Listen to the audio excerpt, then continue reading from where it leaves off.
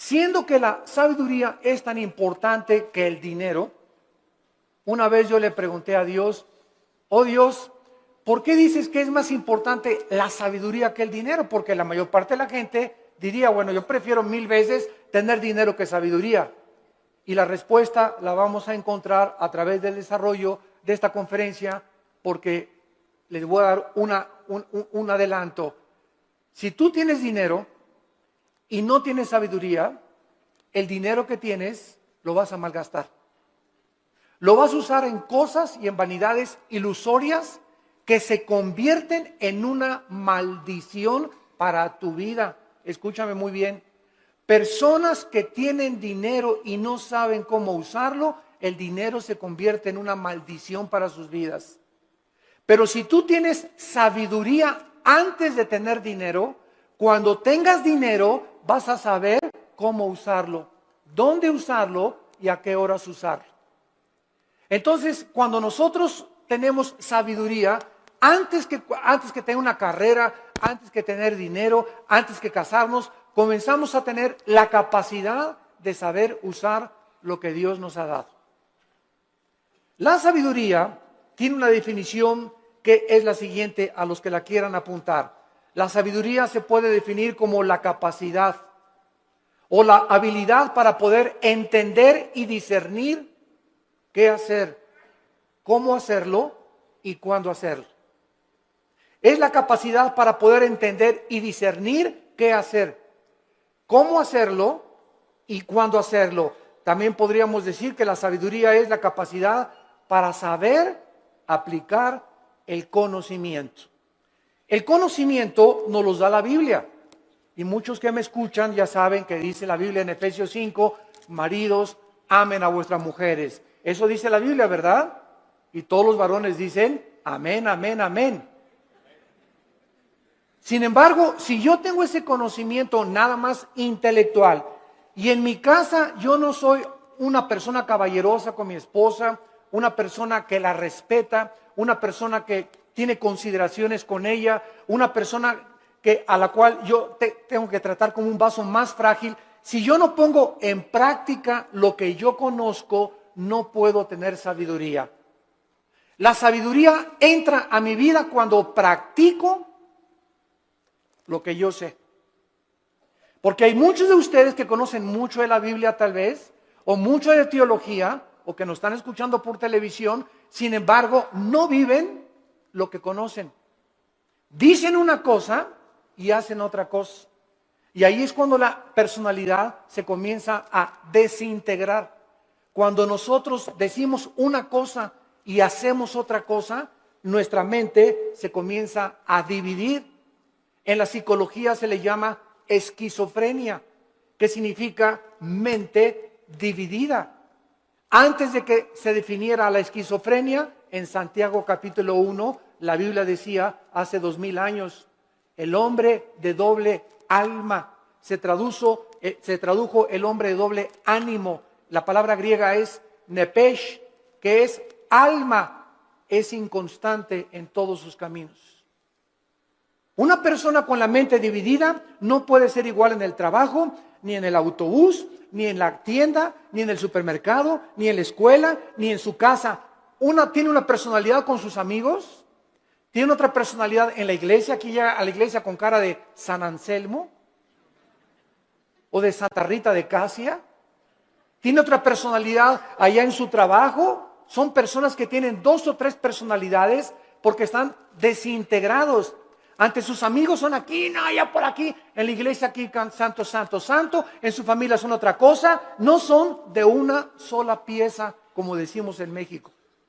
Y Dios quiere que tú seas de una sola pieza.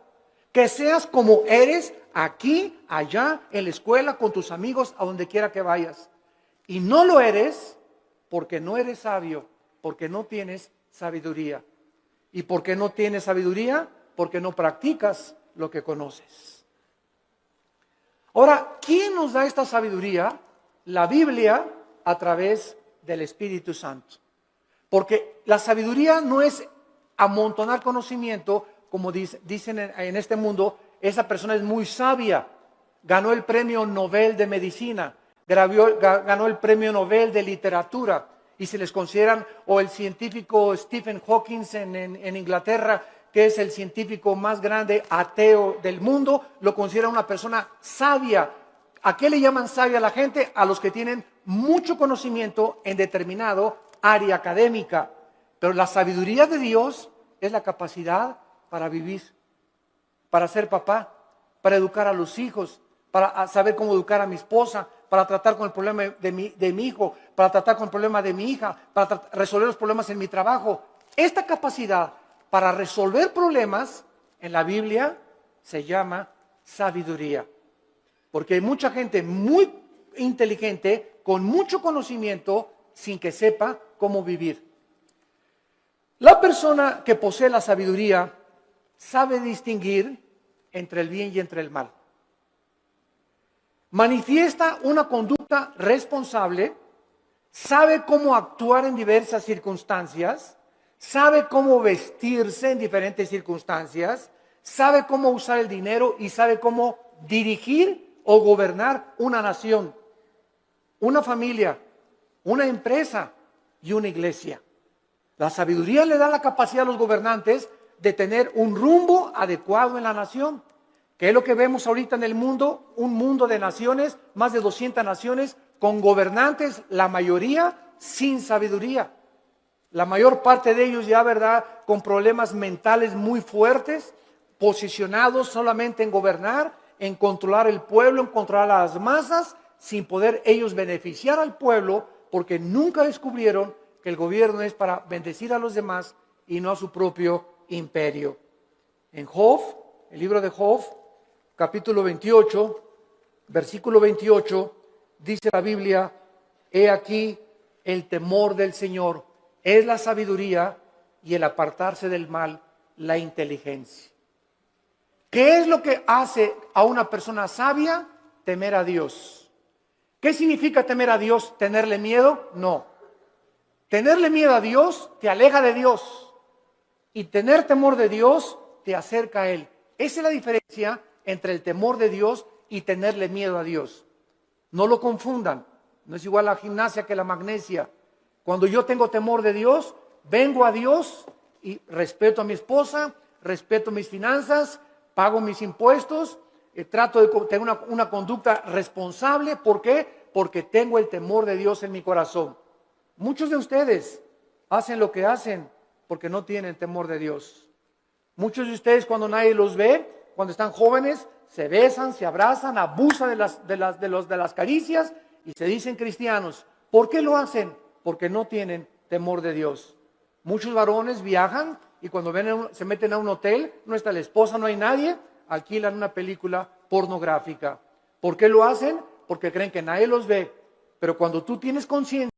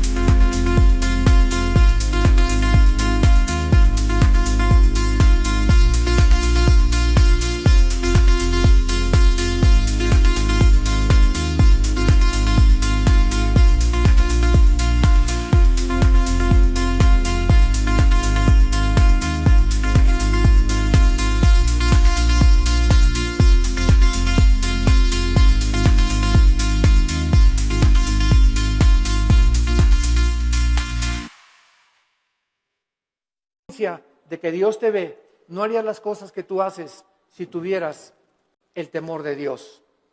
Esta es la razón por la cual Salomón, regresamos ahora a nuestro pasaje, estaba preocupado por ser un rey sabio. Era joven, acababa de consolidar su poder, acababa de sofocar una rebelión interna de gobierno de su hermano Adonías, eliminando a sus enemigos.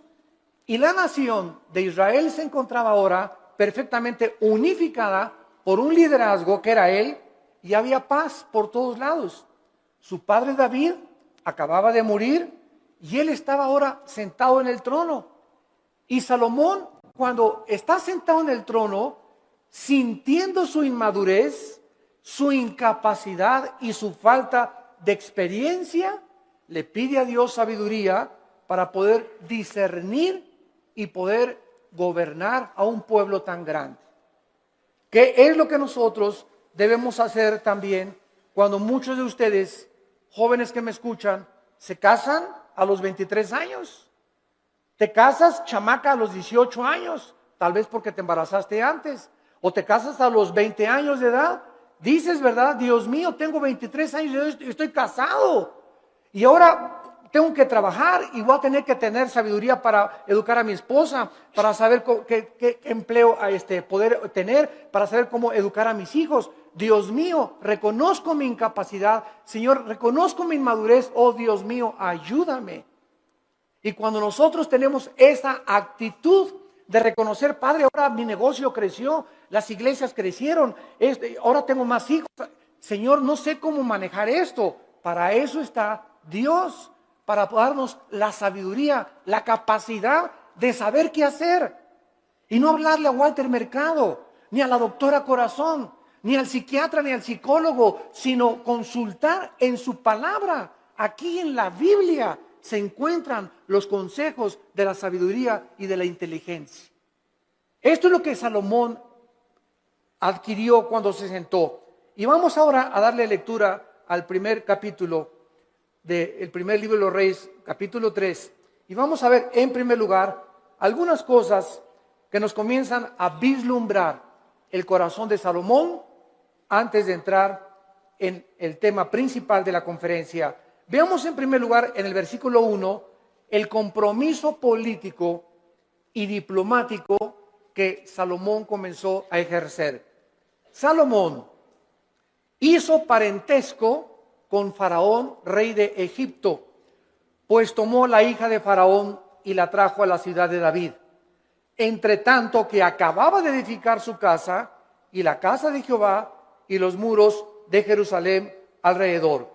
Salomón, entrando a su reinado, inmediatamente supo que necesitaba a Egipto, que necesitaba a Siria, que necesitaba a Jordania, que las naciones de alrededor eran importantes para poder tener una buena relación política y diplomática. No quería la guerra. Entonces Salomón, en aquel tiempo, los países hacían alianzas dando a la hija del rey al hijo del otro rey o al rey mismo. Entonces los matrimonios en tiempos de Salomón eran por compromiso político.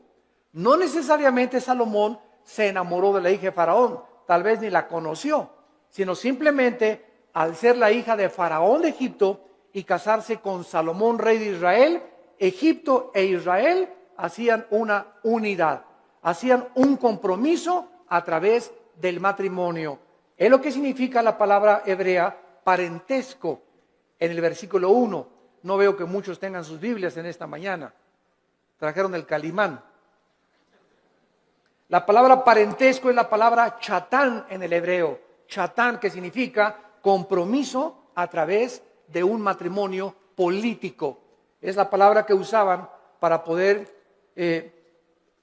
llevar a cabo los matrimonios políticos. Muy bien. Sin embargo, cuando Salomón adquiere el compromiso por política y diplomacia con la hija del faraón, Salomón estaba violando una ley que dice en el libro de Deuteronomio, capítulo 17, versículo 14. Deuteronomio 17, 14. que Dios había dado en el monte Sinaí a Moisés para los gobernantes. Dice Deuteronomio 17, versículo 14, cuando hayas entrado en la tierra que Jehová tu Dios te da, y tomes posesión de ella y la habites, y digas, pondré un rey sobre mí, como todas las naciones que están en mis alrededores, ciertamente pondrás por rey sobre ti al que Jehová Dios escogiere. De entre tus hermanos pondrás rey sobre ti.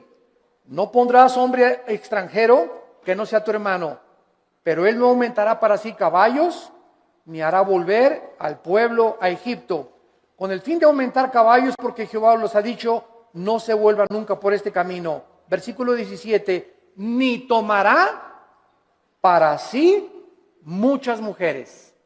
Dios siempre estuvo en contra, ¿verdad?, de la poligamia, siempre, siempre. El hecho que Salomón y el hecho que David hayan tenido varias mujeres no implica que era la voluntad de Dios, porque la voluntad de Dios es doble. La voluntad de Dios es permisiva y la voluntad de Dios es directiva. Dios te da permiso de que te cases con ese roto quinto patiero. Dios te da permiso de que te hagas socio de esa persona que no es cristiana. Pero no significa que al permitirte Dios que hagas lo que hagas, no significa que era su voluntad que te casaras con ese muchacho o con esa muchacha, porque lo hiciste encaprichado en hacer algo y Dios nos deja que nosotros recojamos las consecuencias de lo que hemos arado y de lo que hemos sembrado. La cosecha es de nosotros, pero no significa que era la voluntad directiva de Dios.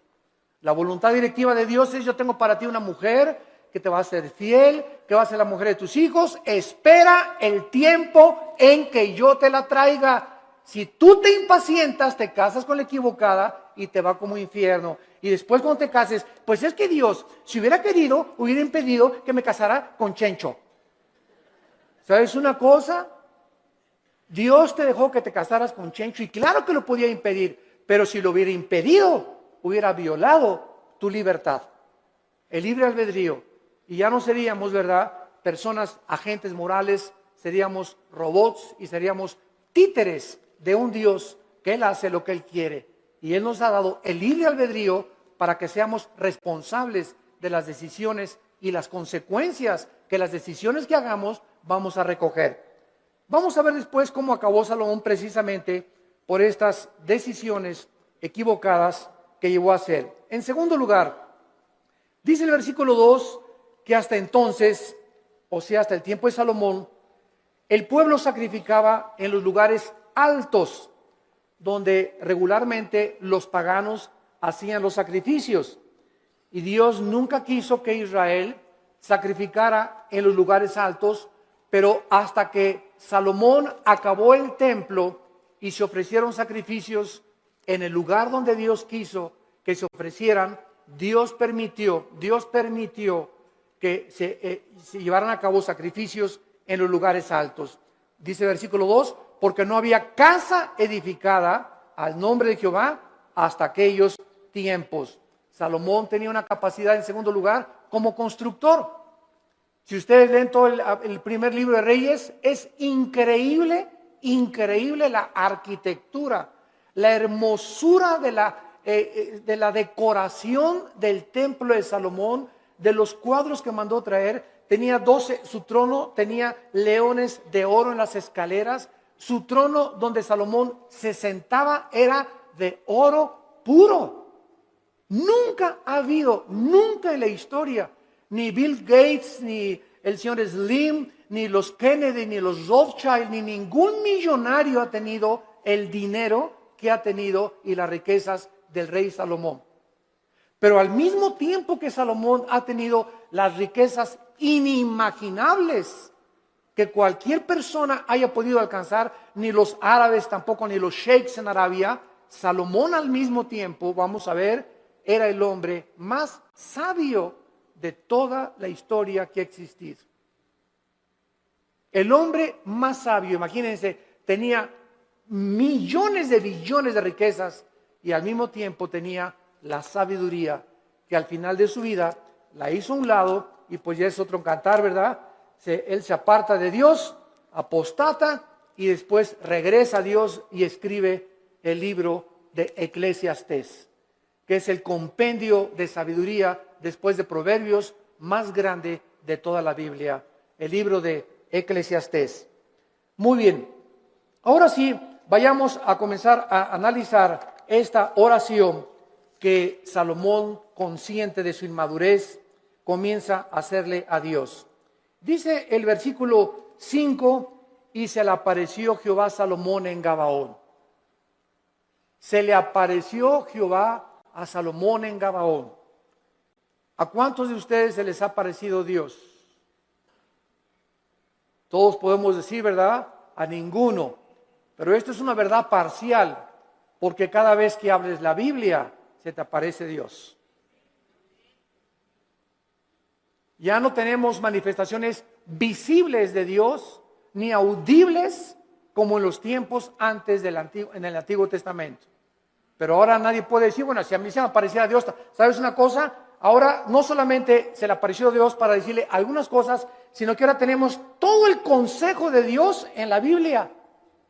Todo lo que Dios tenga para decirnos ya se encuentra en la Biblia. Después de la Biblia no hay nada más que Dios nos tenga que decir. Por eso la Biblia es un libro sellado.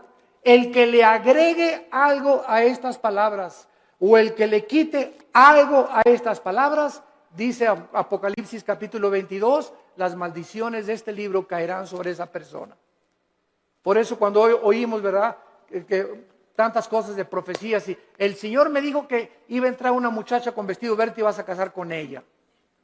Y el Señor me dijo que de aquí de esta iglesia van a salir ríos de agua viva. Y el Señor dice que un avivamiento va a venir en Guatemala o va a venir en España, etcétera, etcétera. ¿A quién le dijo eso el Señor? ¿Quién sabe? Tal vez cenó pizza en la noche a las 12 de la noche. Y comienzan a decir cosas que no están en la Biblia, que asumen que Dios dijo, pero Dios no lo dijo. Porque profetizar no es anunciar el futuro. Profetizar es comer esta palabra y cuando hablas, hablas esta palabra. La persona que predica la palabra es un profeta. Un profeta no es una persona que dice, va a pasar esto o va a pasar aquello. Esos son adivinaciones. No confundas la profecía con la adivinación. Ahora, en el Antiguo Testamento había videntes. La palabra naví en el hebreo, que se les dio profecías del futuro. Todo lo que va a pasar ya está escrito en la Biblia. Cuídense cuando va a temblar en Toluca en febrero del 2011. Y el Señor me dijo que a las 10 de la mañana, cuídense hermanos y hermanas en Cristo de todas estas falsas profecías. A la luz y al testimonio. Si no es a la palabra de Dios, no les ha amanecido, dice el profeta Isaías. Entonces Salomón tiene la aparición de Dios en sueños y le dice, Dios es Salomón. Escuchen esto, versículo 5. Pide lo que quieras que yo te dé. Ni Santa Claus, ¿verdad? Ni Aladino y la lámpara maravillosa, cuando el genio se aparecía y le decía a Aladino, no, pídeme lo que quieras. Aquí estamos ante el Dios creador de los cielos y de la tierra. ¿Y qué vemos en primer lugar? Una invitación de Dios que Él nos hace, no solamente a Salomón, sino también a nosotros en el Nuevo Testamento. Clama a mí y te responderé, dice Jeremías 33:3. Y te enseñaré cosas grandes y ocultas que tú no conoces. Ahora aquí inmediatamente podríamos asumir, si aparece Dios, pídeme lo que quieras, un Cadillac último modelo, Señor. Una casa allá por allá. Una mujer bellísima, todas estas son las cosas que el mundo pediría cuando no tienen un corazón para Dios. Pero lo que hace Salomón es lo que nos va a enseñar que Dios se agradó tanto de lo que le pidió Salomón, que Dios se lo dio. Entonces vamos a descubrir en esta mañana que cuando nosotros oramos conforme a la voluntad de Dios, Dios nos concede las peticiones que le hayamos hecho. Esta palabra que Dios usa para pedir, Saal, en el hebreo, se usa 8 veces en este solo capítulo. Y lo primero que vemos es el verdadero incentivo para orar. ¿Qué es lo que nos debe motivar para orar? Que al Dios que le estamos pidiendo es un Dios generoso. Toda buena dádiva y todo don procede del Padre de las luces, Santiago capítulo 1, en el cual no hay sombra ni variación alguna. Y el que tenga falta de sabiduría, Santiago capítulo 1, el que tenga falta de sabiduría, pídasela a Dios que se dará sobreabundantemente. Efesios 3:20, y aquel que es poderoso para hacer todas las cosas mucho más abundantemente de lo que le pedimos o ni siquiera nos imaginamos, según el poder que actúa en nosotros. Esto es muy importante porque mucha gente, yo he conocido que dicen, ay Señor, Señor, por favor, y creen que Dios está por allá lejísimos, ¿verdad? Y te pido, Señor, y gritan y se tiran y se revuelcan en el piso, etcétera, etcétera, y lloran. Y dice Efesios 3:20 que lo que le pedimos a Dios lo responde de acuerdo al poder que está afuera o adentro. ¿Perdón? Según el poder que actúa dentro de nosotros. Entonces, dentro de nosotros está el Espíritu Santo. Y yo solo tengo que hincarme en el secreto de mi oración y entrar en comunión con Dios. Y Él me está oyendo, Él está dentro de mí. Y no tengo que buscar manifestaciones de Dios externas porque el poder está dentro de mí. Y dentro de mí, si el Espíritu Santo yo tengo una relación de compañerismo con Él y camino en santidad con Dios, lo que Dios me pone dentro de mí, me lo va a dar. Porque Dios se agrada cuando le pedimos conforme a su voluntad. Aunque nosotros no somos reyes ni gobernantes como Salomón, con el mismo nivel de responsabilidad que tenía Salomón, ¿acaso no es al mismo Dios que al que se acercaba Salomón en el Antiguo Testamento en oración? En Primera de Juan capítulo 5, en el Nuevo Testamento, Primera de Juan capítulo 5, versículo 14 y 15, dice la Biblia, y esta es la confianza que tenemos en Él. Cuando comenzamos a orar, si no hay esa confianza en ti, no ores. Porque el que se acerca a Dios es necesario que crea que Dios existe. Esta es la confianza que tenemos en Él, que si pedimos alguna cosa conforme a su voluntad, conforme a lo que Dios quiere para nuestra vida, Él nos oye. Si yo tengo un niño de 10 años y me dice, papá, cómprame un BMW, ¿se lo voy a comprar? Ay, papá, no me quieres porque no me compras un reloj Rolex de oro. Chamaco de 15 años, pirruris. ¿Por qué no se lo doy? Porque no es que yo no ame a mi hijo, claro que lo amo a mi hijo. Pero no se lo doy porque no puede él todavía llevar tantas alhajas en su cuerpo, ni tener un coche último modelo a los 15 años, porque le hago un mal más que un bien. Ahora, si él comienza a conocer, si mi hijo tuviera la sabiduría a los 10 o 15 años de conocer que él no tiene la madurez para poder usar las cosas que él quisiera, no me pediría eso. Entonces me diría, papá, dame un reloj conforme a lo que tú crees que debo de usar. Dame un coche, conforme el coche que tú quieras, dámelo. Ya no le pediría un Cadillac, sino, Señor, lo que tú me quieras dar. Entonces, es importante que nosotros sepamos cuál es la voluntad de Dios para nuestras vidas. ¿Y cómo la puedes saber? Leyendo la Biblia. ¿La lees diario? ¿La memorizas diario? Este año, si te pasara aquí al frente, a ver, pásala aquí, Pancho Pancholín. ¿Cuántos versículos ahorita, dinos de memoria a toda la iglesia, o cuántos capítulos de la Biblia memorizaste en el año 2010? ¿Te sabes el Salmo 23 de Perdis? ¿Te sabes de Perdis el Salmo 91? ¿O nada más sabes Juan 3:16? De tal manera amó Dios al mundo que dio a su Hijo unigénito. ¿Cuántos versículos memorizas a la semana? Si tú no memorizas la palabra de Dios no la puedes guardar en tu mente. Si no la guardas, no la puedes meditar. No puedes pensar en ella, murmurarla, reflexionar en ella, ponderar en ella, porque necesitamos memorizarla, masticarla, asimilarla y guardarla en nuestro corazón. Y ahí se queda, y largura de días y años de vida y paz te aumentarán, y la sabiduría comenzará a manifestarse en tu vida. Hermanos, el cristianismo no venía aquí solamente el domingo, de 9:30 a 11 de la mañana, o de 12 a 3 o al servicio a la iglesia que tú vayas.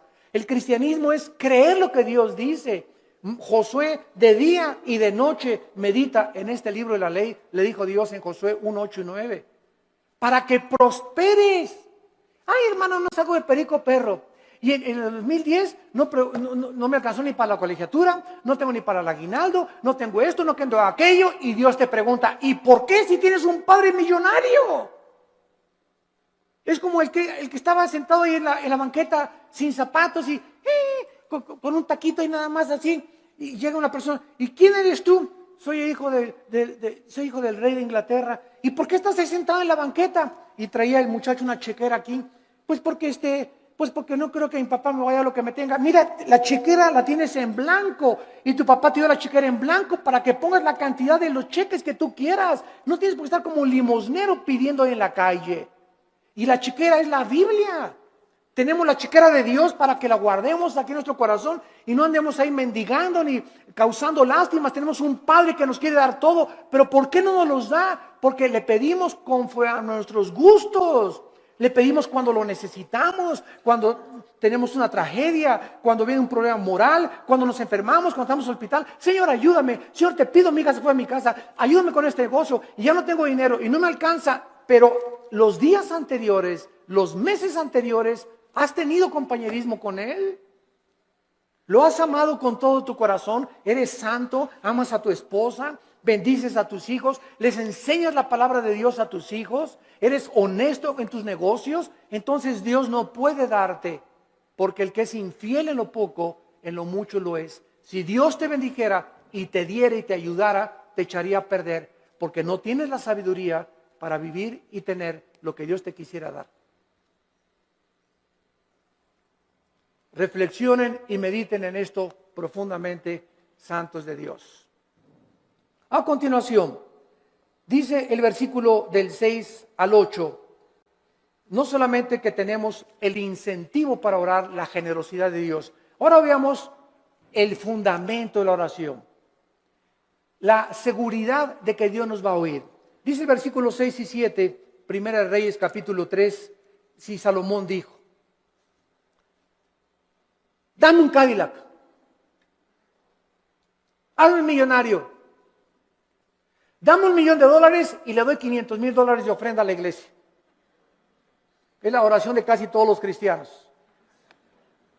Bendíceme, Señor, si me das 5 millones de pesos, te prometo que le doy 3 millones de pesos a la iglesia. ¿Sabes una cosa? Te dice, ¿cuánto tienes ahorita en el bolsillo? Pues ahí tengo como unos 5,000 pesos. Primero sé fiel con los 5,000 pesos antes que me pidas 5 millones de pesos. Y si no has sido fiel con lo poquito que te he dado, tampoco lo vas a hacer cuando yo te lo dé. A mí no me ves la cara, dice el Señor. Dios no puede ser burlado. Entonces tenemos que entender eso, ¿verdad? Vean ustedes ahora cuando Dios le dice a Salomón, pídeme lo que quieras. ¿Por qué Dios le concedió a Salomón lo que le concedió? Salomón le contestó, en primer lugar, tú hiciste gran misericordia a tu siervo David, mi padre. En primer lugar, recuerda, antes que nada, antes de pedirle, recuerda lo que él había hecho con su padre anteriormente. Dice a continuación, porque él anduvo delante de ti en verdad, en justicia y con rectitud de corazón para contigo. En segundo lugar, recuerda que su padre recibió de Dios lo que recibió porque David anduvo en integridad. ¿Qué es integridad? Hacer lo que nosotros decimos. Vivir lo que nosotros predicamos. Si tú predicas una cosa y vives otra cosa, no eres una persona integral, íntegro. Te estás desmoronando, te estás desintegrando, tu mente se está dividiendo y se puede dividir en dos partes, en 3 partes, hasta en 4 partes. Y después los psicólogos entran y dicen desórdenes múltiples de la personalidad humana.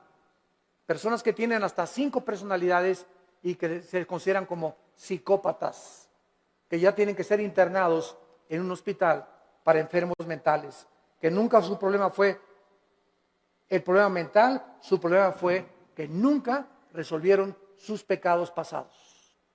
No quisieron oír la voz de Dios en sus corazones.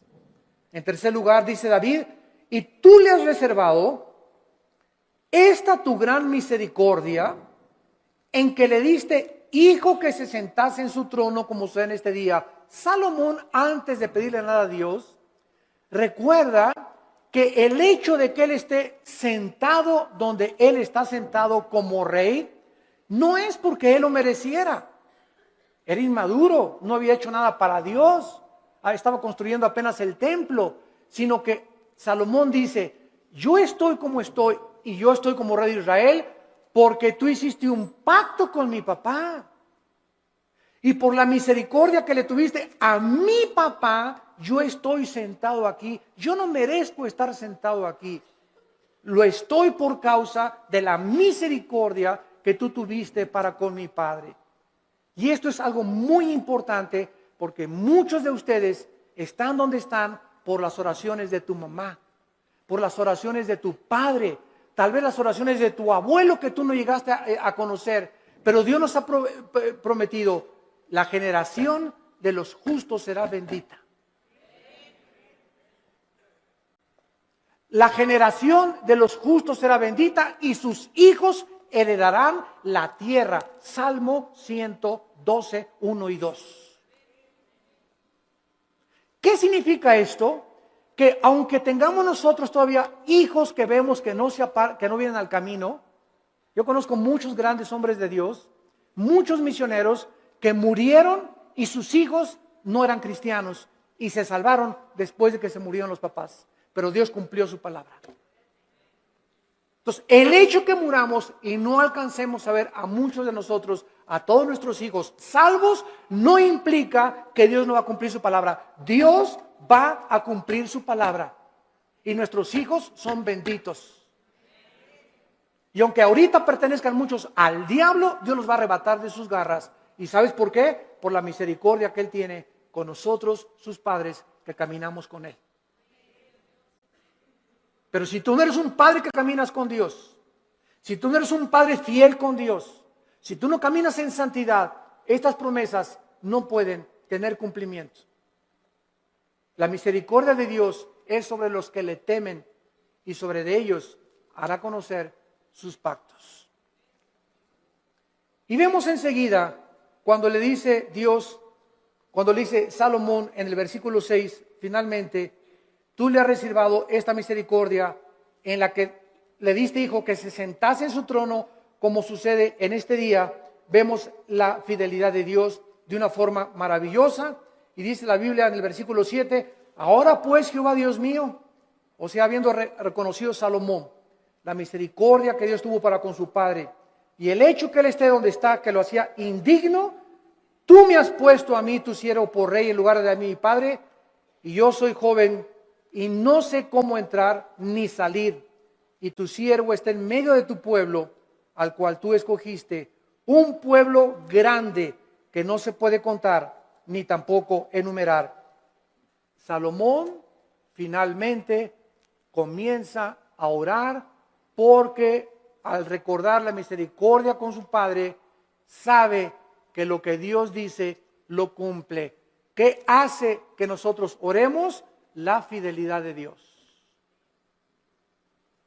Dice en Efesios 3:20, y aquel que es poderoso para hacer las cosas mucho más abundantemente. Tú le pides a Dios algo, lo que Él te va a contestar es mucho más allá de lo que tú te imaginaste que te iba a contestar. Yo recuerdo, les conté hace algún tiempo, en 1977, 78, yo comencé a entrar al ministerio de tiempo completo. Yo trabajaba en un hotel en Acapulco, el hotel que es ahora el Emporio, creo, el Continental, estaba de gerente general del hotel. Y cuando entro en el 77, 78, me fui de misionero con unos misioneros norteamericanos. Nos llevaron a la Sierra de Guerrero, con la frontera con Oaxaca, Coajicuinapa, la Costa Chica, la Costa Grande. Todo eso anduve 3 años de misionero. Y en toda esa época de misionero, pues llegaba a mi casa y Alan estaba chiquito y comíamos mangos, comíamos frutas, no teníamos para comer, porque me daban un cheque de $50 a la semana, o sea, $200 al mes, solamente no se alcanzaba para comer víveres. Vivíamos en un bungalito por pie de la cuesta en Acapulco, y lo único que teníamos en la casa era colchones, no teníamos estufa, no teníamos nada, una parrilla eléctrica. Ahí cocinábamos el pescado que yo iba a pescar, ¿verdad? Al mar. Entonces, durante todo ese tiempo, Dios me mostró su fidelidad. Nunca nos faltó pescado, nunca nos faltaron mangos en los árboles, ni tampoco manzanas, y peces. Aventaba el anzuelo y a las 2 o 3 horas agarraba 3 o 4 huachinangos y grandes peces, y comíamos ostras, y comíamos las cucarachas que se pegaban en las piedras. Me bajaba a bucear y las raspábamos así con limoncito, ¿verdad? Ricas así, y eso es lo que comíamos por 3 años. Hasta 1985 pasaron 8 o 9 años de mi ministerio, cuando por primera vez compramos un refrigerador. Compré una lavadora de esas que vendían en Salinas y Rocha, de esas que chun chun que hacen así, para acá y para atrás. Las señoras ya saben cuáles son, ¿verdad? Así es, las lavadoras antiguas. Pagué como 3 años en pagarla, y hasta el 85 me regalaron una camioneta combi usada con 80,000 kilómetros, y en esa nos transportábamos después de tantos años de caminar y conocer a Dios. Entonces, Dios es fiel, pero Dios no te da las cosas así. Y ahora todo el mundo, quieren casarse, ya quiero un plasma, y quiero tapetes persas, y cortinas que vengan de España, y cuadros aquí, y quiero un coche último modelo, y ya todo el mundo ahorita es una ambición. Pastores que ya quieren una iglesia grande, ya quieren 500 personas, etcétera, etcétera, cuando no saben que irá andando y llorando el que lleva la preciosa semilla, y regresará con gozo trayendo las gavillas. Hay que arar y arar y arar la tierra, y caminar y arar. El ranchero va rompiendo la tierra, y primero aras, primero rompes, sudas lo que tú estás haciendo, y después ya vienes y siembras la semilla, y después viene la tercera fase, que es la cosecha. Tenemos que arar, tenemos que sembrar y tenemos que cosechar. Pero si tú no trabajas, si tú no aras y no siembras, ¿por qué esperas recoger?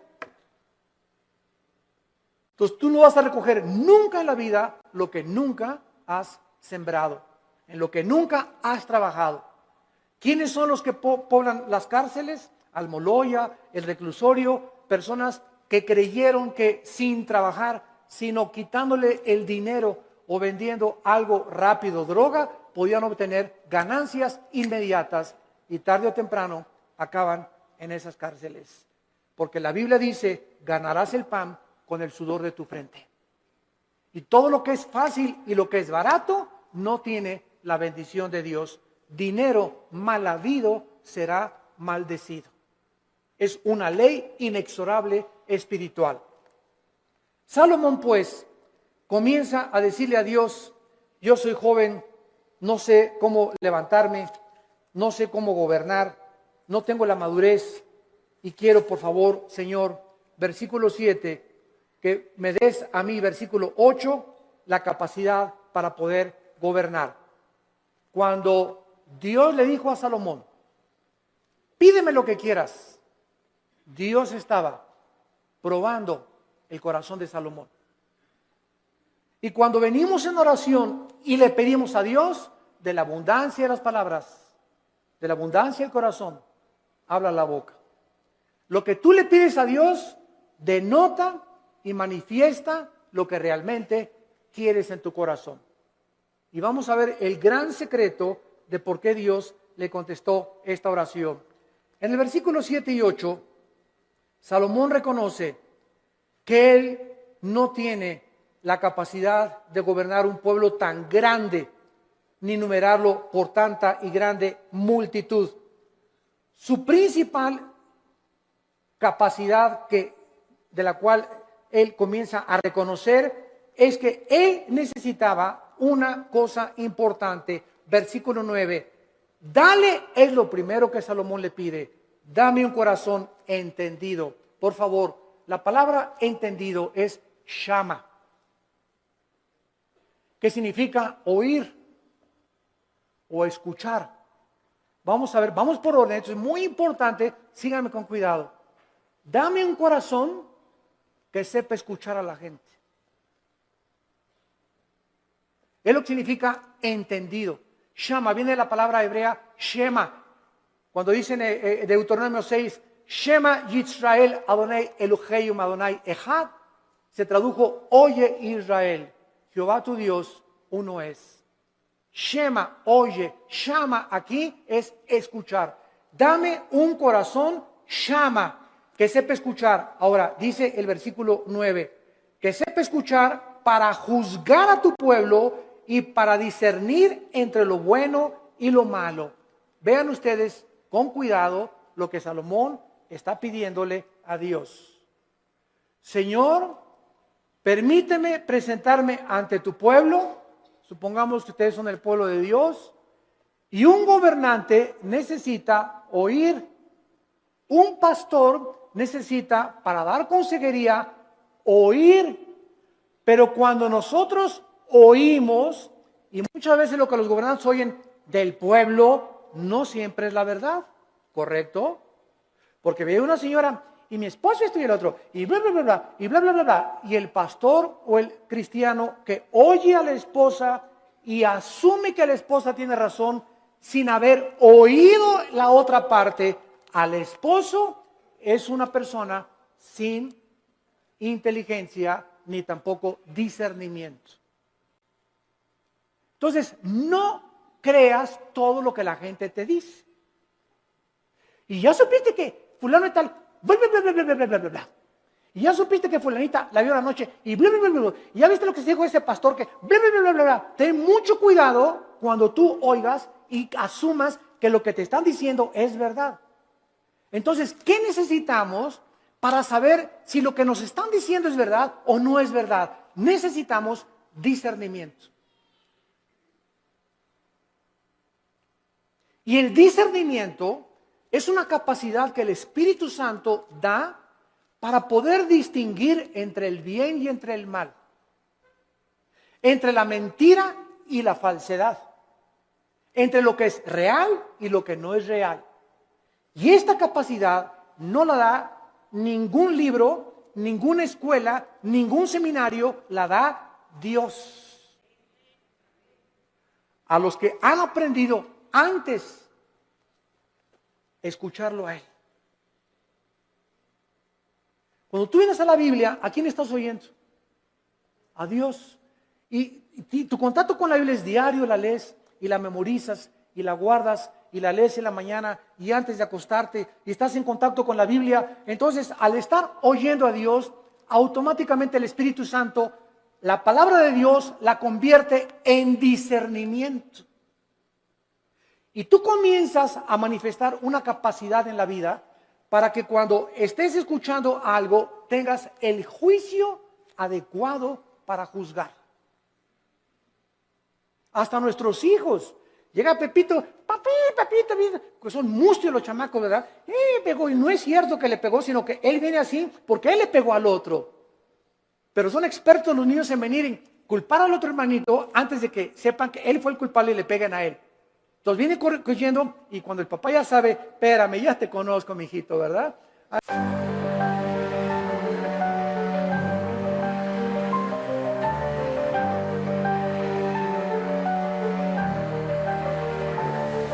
Which please, you ain't all that. Just a shadow in the dark, a fleeting act. Your art's a mirror, just reflects the void. No spark, no flame, just a bitter ploy. All I see is emptiness, cold and steep. A hollow echo where your soul should be.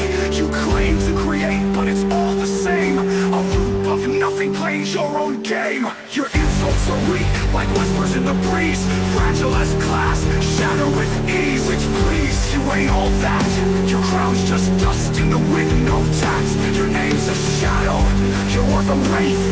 In this twisted waltz, you lose your pace. Paint with words, think you found your place, but all you draw is emptiness, a hollow embrace. A maze of thoughts lost without a trace. In your world of silence, there's no saving grace. Your words are daggers, but they never land. Just echoes in the air, nothing grand. So easy to crumble, your defense is thin. A fortress of sand washed away by the wind. Your insults are weak, like whispers in the breeze.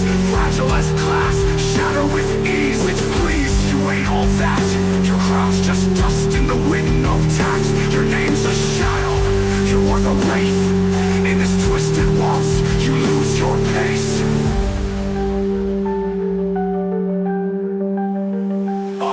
I see is emptiness, cold and steep.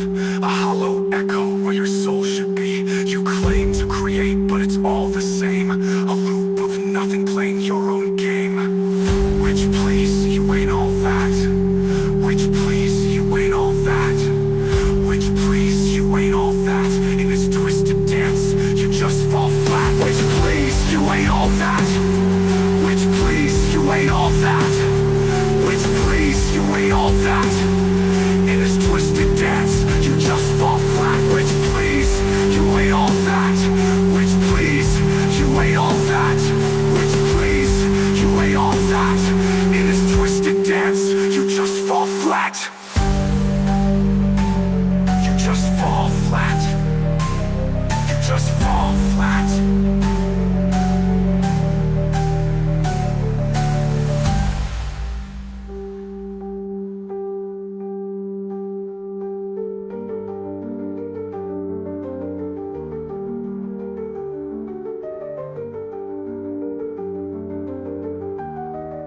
Envidia y acabaron vendiéndole a Egipto. Entonces Salomón pide la capacidad de poder juzgar al pueblo. Vean ustedes, y aquí está el centro de toda nuestra conferencia, el motivo principal por el cual Dios le da a Salomón mucho más, como vamos a ver, de lo que le pidió o de lo que se imaginó, fue porque el motivo de Salomón era el bienestar del pueblo de Dios. Mientras Dios vea que nosotros amamos a su pueblo, mientras Dios vea que tú amas a la gente, que tú amas a tus hermanos en Cristo, porque si no amas a tus hermanos en Cristo, ¿qué vas a acabar amando al vecino? Si entre nosotros no nos amamos, ¿cómo esperamos entonces atrevernos a pedirle algo a Dios? Si entre nosotros nos volteamos los cañones unos contra otros y nos atacamos unos a otros, y atacas a ese pastor, y atacas a ese hermano, y a ese coordinador, y ese decán, y ese seguridad afuera que me dijo que no me estacionara aquí, ¿y tú qué te crees que no sabes quién soy yo? Y tenemos esa actitud de siempre autoritarismo, y siempre soberbia, y siempre mis intereses, y yo, el rey del yo. ¿Cómo puedes entonces esperar tener sabiduría, inteligencia y discernimiento espiritual? Nunca lo tendrás.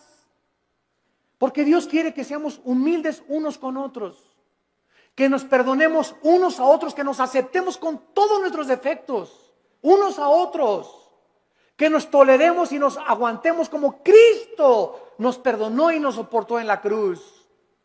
Y si Dios me aguantó con todo el costal de barbaridades y de cochinadas y de pecados que yo traía y fueron puestos en la cruz, ahora me dice Dios, ve y tú haz lo mismo con los demás. Ama a mi pueblo, dice el Señor, porque por el amor que os tuviereis, el mundo sabrá que sois mis discípulos. Pero si estamos entre nosotros con celos y envidias y críticas y calumnias y maldiciones y esto y el otro y por aquí y por allá, es un pueblo carnal. Son los que se van a quedar en el desierto. Nunca van a entrar a Canaán. Nunca tendrán la bendición. Nunca tendrán respuesta a sus oraciones porque nunca quisieron morir a sí mismos. Nunca tendrán sabiduría. Navegarán siempre por diferentes aguas, como veletas en la vida, llevados por todos vientos de doctrina. Nunca tendrán el timón en sus manos, su vida, su barco, nunca tendrá curso, siempre irá donde va el viento. Como veletas, como veleros, sin un motor, sin sabiduría, sin convicciones, porque nunca amaron al pueblo de Dios. Amados, amémonos unos a otros. En 1 Corintios, en el Nuevo Testamento, para terminar, capítulo 12. ¿Qué encontramos en Corintios 12, 13 y 14? 3 capítulos dedicados a los dones espirituales. El capítulo 12 pone el cimiento de los dones. El capítulo 14 explica qué son las lenguas. Y el capítulo 14 nos dice claramente, ¿verdad? El 14 nos dice qué son las lenguas y el 13 nos dice qué es realmente lo que más le importa a Dios. El amor.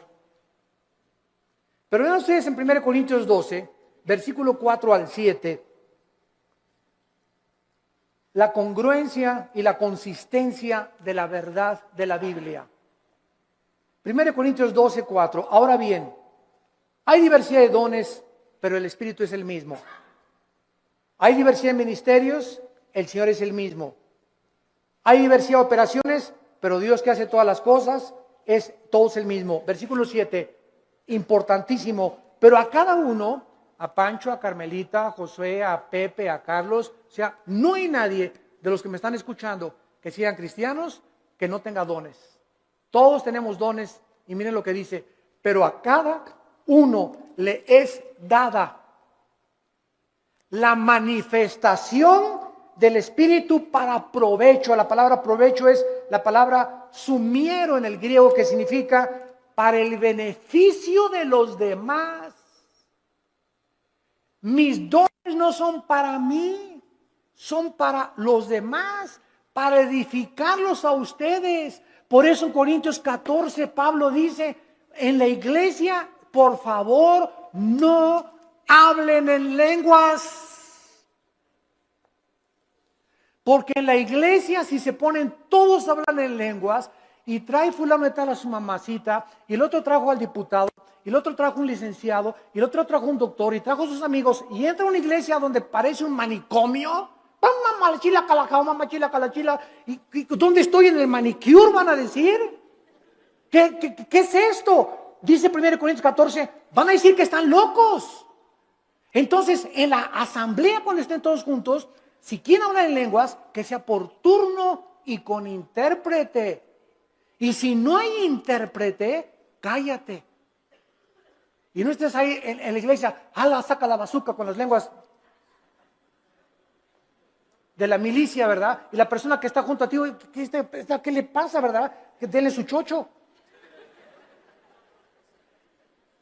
¿Por qué no hablamos las lenguas? Porque no son para nosotros, son para edificar. Y cuando hablamos todos no estamos edificando a nadie. Tal vez creemos que nosotros mismos, pero no se trata a nosotros, se trata a los demás.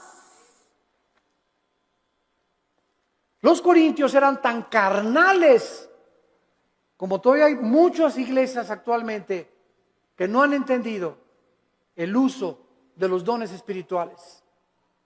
Nunca son para nuestra edificación, es para la edificación de los demás.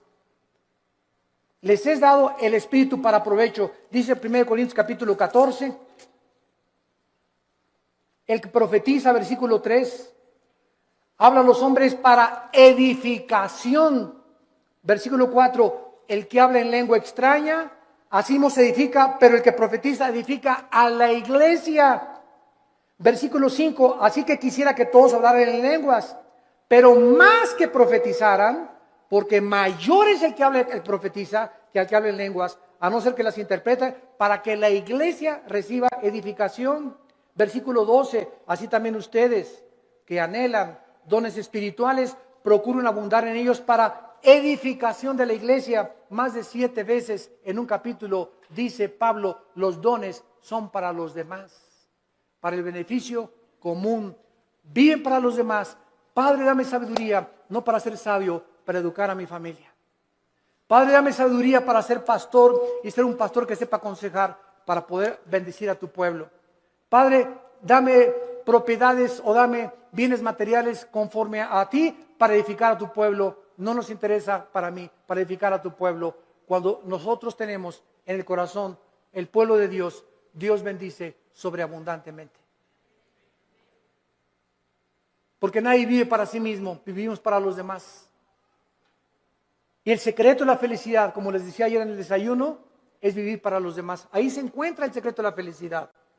Tu casa es úsala para la gloria de Dios. Tu coche, úsalo para transportar hermanos, úsalo para el reino de Dios. Tu dinero, úsalo para el reino de Dios. Dios no está en contra de que tengas ahorros ni que tengas dinero, pero no ahorres más de lo debido. No seas más avaro, no tengas más propiedades de las debidas, porque te conviertes en persona avariciosa. Estás guardando ya de más y mañana te vas a petatear. Mañana cuelgas los tenis, como dicen los jóvenes. Mañana partimos tal vez a casa y lo que has hecho, ¿para quién se le quedó cuando se pudo usar para la gloria de Dios? Cuando tenemos ya esa visión, Dios nos comienza a derramar abundantemente todas aquellas cosas que Él anhela, porque Él busca instrumentos a través de los cuales Él pueda canalizar su gracia y sus bendiciones para los demás.